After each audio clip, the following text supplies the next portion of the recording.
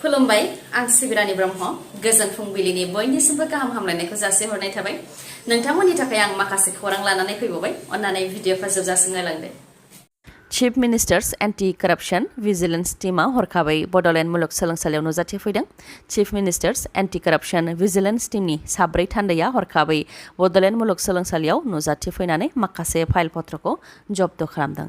जाख्ल'नायनि हेंथायै बे राहाखौ लादों होननानै मिथिनो मोननाय जादों आरो 2019 मायथाइनि जौगालु बिथांखिनि फाइलखौ लानानै थांदों होननानैबो मिथिनो मोननाय जादों। नाथाय मा जाहोननि थाखाय Chief Minister's Anti-Corruption Vigilance Teamआ हरखाबै फैनानै फाइल पत्रफोरखौ जब्द खालामदों बेनि सायाव खुगा बेखेवाखै बड'लेण्ड मुलुगसोलोंसालिनि बिबानगिरिया। बिथाङा फोरमायथिनाय बायदिब्ला थांनाय 3 आगस्टआवबो Chief Minister's Anti-Corruption Vigilance Teamनि थान्दैफोरा Bodoland इउनिभार्सिटियाव नुजाथिफैदोंमोन आरो बड'लेण्ड इउनिभार्सिटिनि भाइस चेन्सेलरनि केबिनाव हाबनानै माखासे फाइलफोरखौ जब्द खालामदोंमोन नाथाय माखासे फाइलफोरखौ मोनलाङैनि थाखाय फिन मैयानि सानाव फैफिनबावनानै फाइलफोरखौ जब्द खालामबावदों। दासिम कनस्ट्राक्शननि फाइल, एकाडेमिकनि फाइल, बड'लेण्ड इउनिभार्सिटियाव PhD आव मुं थिसननाय सासे फरायसुलिनि रेजिस्ट्रेशन फाइल आरो बावैसो सिगां रिजाइन होनाय बड'लेण्ड इउनिभार्सिटिनि FO प्रफेसर निक्सन सिंहनि पार्सनेल फाइलखौ जब्द खालामदों होननानै फोरमायथिदों।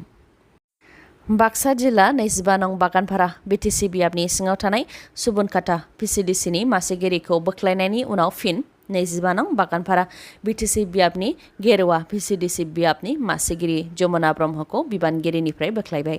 PMAY बिथांखिनि गेजेरजों न' मोनगिरिफोरनिफ्राय पार्सन मोनैनि थाखायनो मासिगिरि जमुना ब्रह्मखौ बिबाननिफ्राय बोख्लायनायनि अजद होदों जमुना ब्रह्मआ।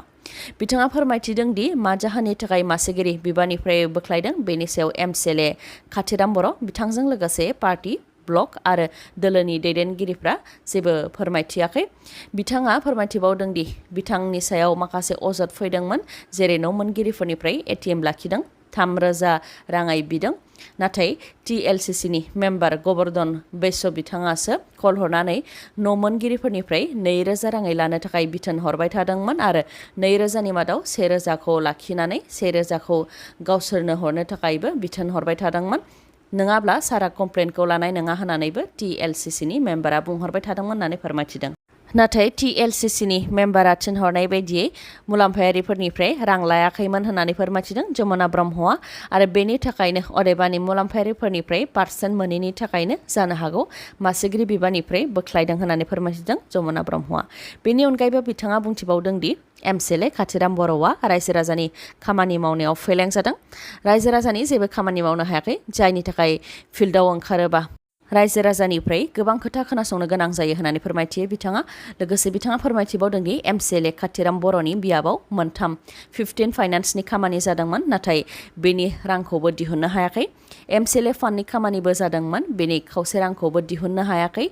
जाहोनाव UPPL निफ्राय जेबो मोनैनि थाखाय रायजो राजाफ्रा UPPL खौ मदद होला होननानै फोरमायथिदों होननानै बुंथियो बिथाङा।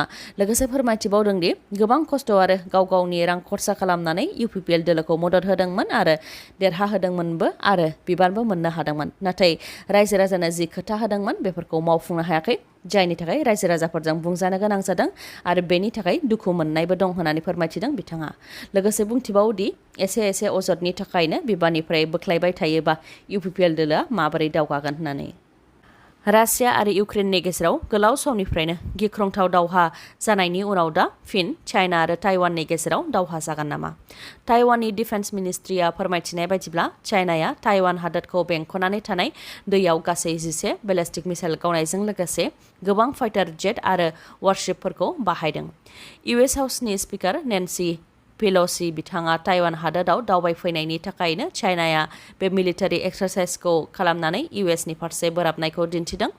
मख'नो गोनांदि चाइनाया ताइवान हादोरखौ गावसिनि हादोरनि बाहागो साननानै लायो आरो मिलिटारि पावारजों चाइनाया गोलाव समनिफ्रायनो ताइवानखौ सेनानै लानो नागिरबोबाय थानाया गोदान बाथ्रा नंलिया।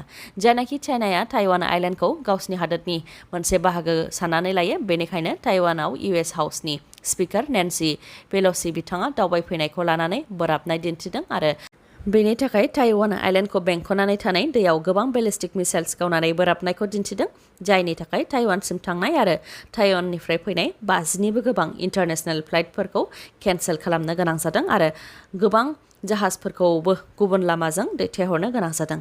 चाइनानि बेबायदि गोख्रों मिलिटारि एक्सारसाइजखौ लानानै ताइवान हादोराबो गावसोरनि हादोरखौ रैखाथि होनो थाखाय सांग्रां आरो थागथियारि जाबाय होननानै ताइवान डिफेन्स मिनिस्ट्रिनिफ्राय मिथिनो मोननाय जादों। गोबां सोमावसारनायनि गेजेरजोंसो जों जोंनि बिजोंखौ फोथांनानै लाखिदों। आसाम सोरखारा फारफ्रोमथिंबो नाख्रेबनानै बिमानि राव आरो बिजोंखौ फोजोबस्रांनो नाजादों, बेखौ बुंथिदों दिपेन बर' बिथाङा।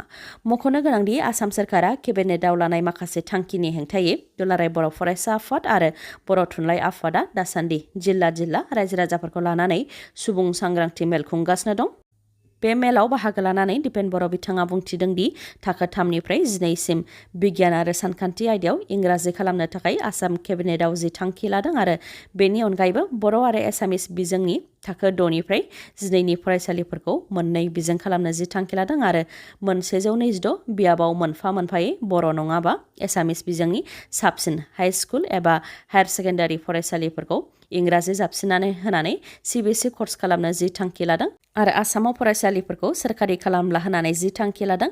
बेनि हेंथायै आसाम साहित्य सभा, आसु, एबसु आरो बर' साहित्य सभा जयैनो गुवाहाटियाव सावरायलायदोंमोन आरो दा एबसु आरो बर' थुनलाइ आफादा जिल्ला मेल खुंगासिनो दङ आरो रायजो राजाफोरनिफ्राय अपिनियन लागासिनो दं।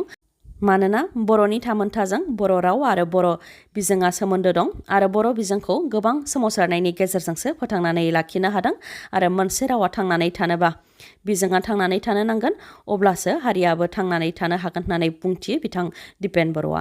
बिनि अनगायैबो गुन गोनां सोलोंथाइ होनो थाखाय, साइन्स फरायनो थाखाय आरो मेडिकेल आरो इन्जिनियारिं फरायनो थाखाय इंराजि बिजों जाबसिननानै होनाया गनायथाव नङा आरो सोरखारा फारफ्रोमबो बिथिंजों नाख्रेबनानै बिमानि राव आरो बिजोंखौ फोजोबस्रांनो नाजादों होननानै बुंथिदों दिपेन बर'आ।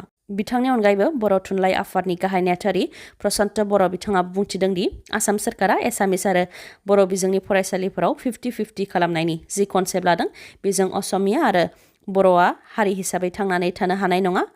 बेनि अनगायैबो बर' रावखौ एंगारनानै डक्टर, इन्जिनियार, IAS अफिसारखौ लांजोबहोनोबाबो बेखौ गनायनो हाया होननानै बुंथियो बर' थुनलाइ आफादनि गाहाय नेहाथारि प्रशान्त बर'आ। दिनै 5 आगस्ट UPPL दोलोनि 7थि बोसोरारि गायसनथि सान। UPPL दोलोनि 7थि बोसोरारि गायसनथि सानजों लोब्बा लाखिनानै मैयानि सानाव तामुलपुरनि 11 माइलाव UPPL दोलोनि बिफां फुलि गायनाय हाबाफारिखौ बेखेवनानै होबाय प्रमद बर' बिथाङा। UPPL दोलोनि गायसनथि सानजों लोब्बा लाखिनानै आसामनि गिबि मन्थ्रि डक्टर हेमन्त बिश्व शर्मा बिथांनि बिथोन बायदियै बिफां फुलि गायनायनि थांखि लादों होननानै फोरमायथिदों प्रमद बर'आ। लोगोसे फोरमायथिबावदों दि UPPLनि गासैबो प्राइमारि, ब्लक आरो जिल्ला मावख'आव 10 लाख बिफां फुलि गायनाय जागोन होननानै फोरमायथिदों। बेनि उनाव मोनफ्रोमबो जिल्लायाव दोलोनि सभा खुंनाय जागोन, जेराव बिटिआरनि रायजो राजाफोरखौ माबोरै सिबिनांगौ बेनि सायाव सावरायनाय जागोन आरो UPPL दोलोआ दासिम मा खामानि मावदों आरो मा मावाखै बेनि सायाव सावरायनाय जागोन होननानै फोरमायथिदों प्रमद बर' बिथाङा।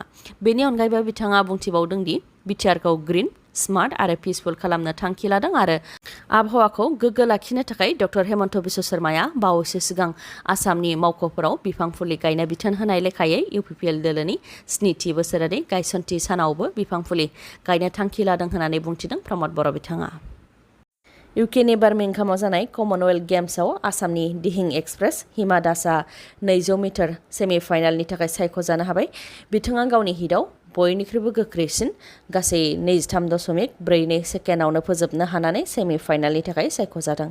मख'नो गोनांदि बिथांनि हिटआव गासै 7 गेलेगिरिफोर दंमोन। 7नि मादाव हिमा दासआनो बयनिख्रुइबो गोख्रैथिसिन 23.42 सेकेन्डआवनो फोजोबनो हादों। बिथांनि उनाव एबा नैथियाव दङ जाम्बियानि र'धा नजबभु, बिथां 23.85 सेकेन्डआव फोजोबनो हादों बिथाङा आरो थामथियाव दङ उगान्डानि जेसेन्ट नायामहुंगे, बिथाङा 24.07 सेकेन्डआव फोजोबनो हादों।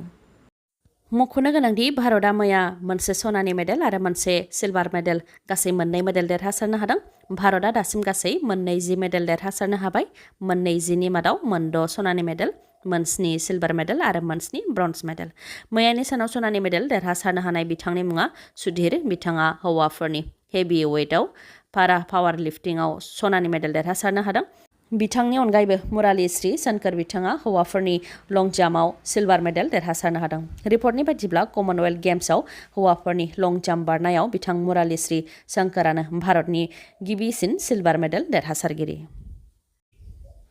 जोबनायाव दङ कमनवेल्थ गेम्सआव मेडेल देरहासारनो हानायनि आपडेट।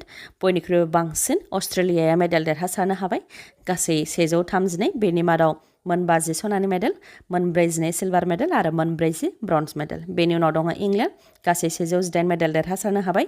बेनि मादाव 42 सनानि मेडेल, 44 सिलभार मेडेल आरो 32 ब्रन्ज मेडेल। बेनि उनाव दङ कानाडा, गासै 59 मेडेल देरहासारनो हाबाय।